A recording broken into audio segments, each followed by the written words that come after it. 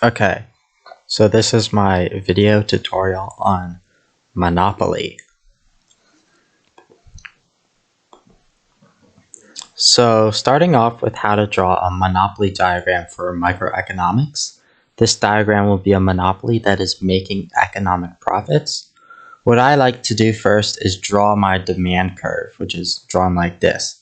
Then I like to draw my marginal revenue curve, which cuts the x-axis in half. Next, I'd like to draw my marginal cost curve, which dips down and then back up due to diminishing marginal returns. And then I draw my average total cost curve, which should look somewhat U-shaped.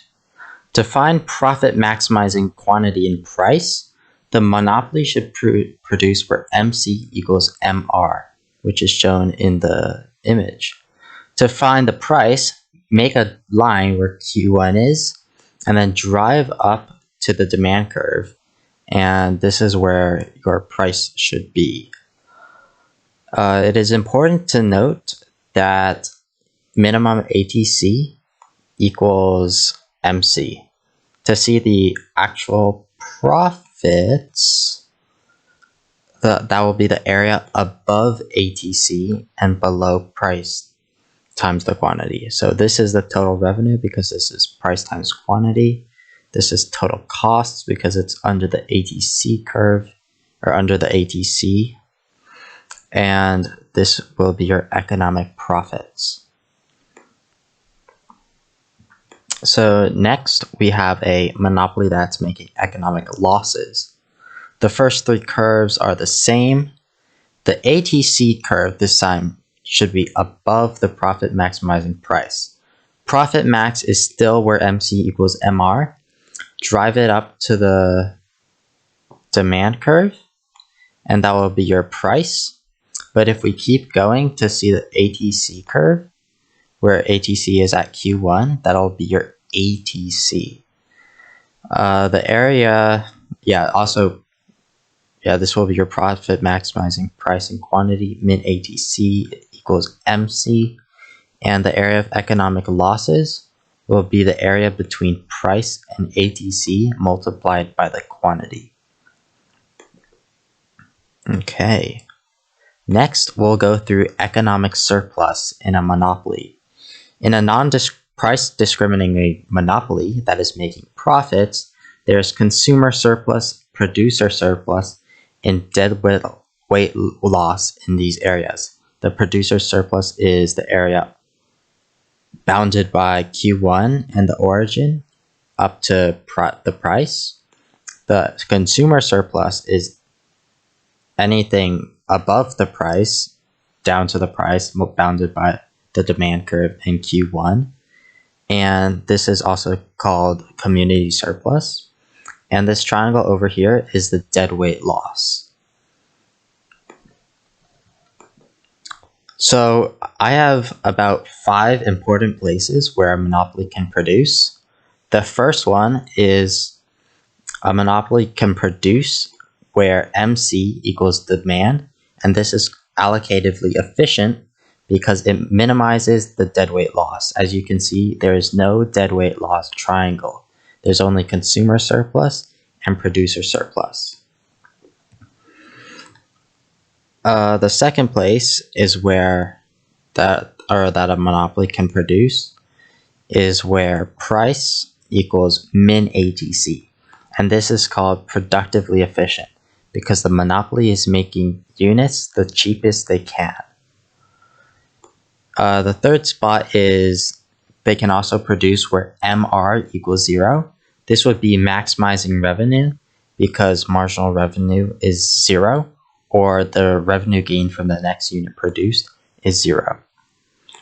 The fourth spot I have is where MC equals MR. We already know this. This is where a monopoly maximizes its profits.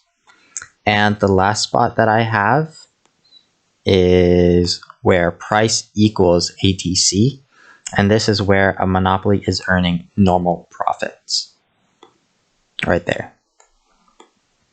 Okay. So next, I'll go through 4 scenarios where government comes in to tax or subsidize a monopoly.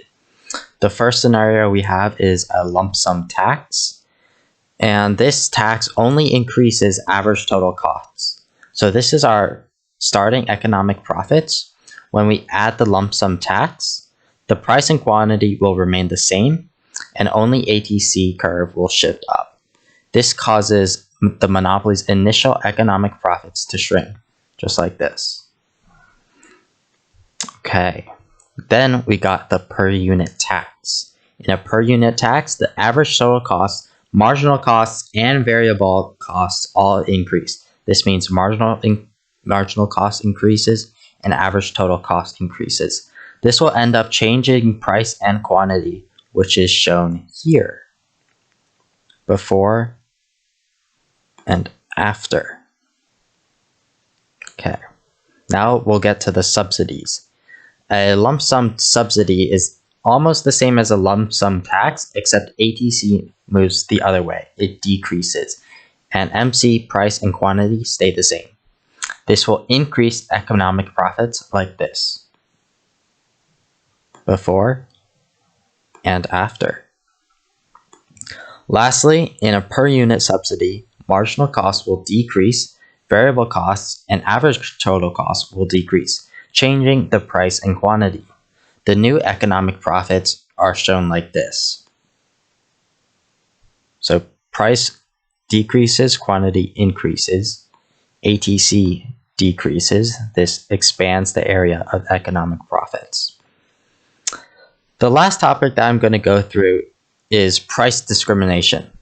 When a monopoly practices perfect price discrimination, they are able to charge different prices for the same good to consumers who have different price elasticity demands. So for instance, if some firm has a monopoly on cookies and someone wants to buy a cookie for $5, the monopoly will sell them that cookie for $5. If another person wants to buy a cookie for $3, the monopoly will sell them the cookie for $3. This means that there is no consumer surplus, and all the producer surplus is all the consumer surplus is turned into economic profits. So this is all the economic profits up here. So that's about it. So what to take away here is that profit maximizing monopolies produce where MC equals MR and set their price where the quantity meets the demand curve. Minimum ATC intersects with the marginal cost curve. There are multiple points where a monopoly can produce depending on their objectives. Lump sum taxes and subsidies are one-time fine and payments and only change the average total costs. On the other hand, per unit taxes/subsidies are a tax or subsidy for each unit produced and change variable costs, marginal costs, and average total costs. I hope you found this presentation informative, and thank you for listening.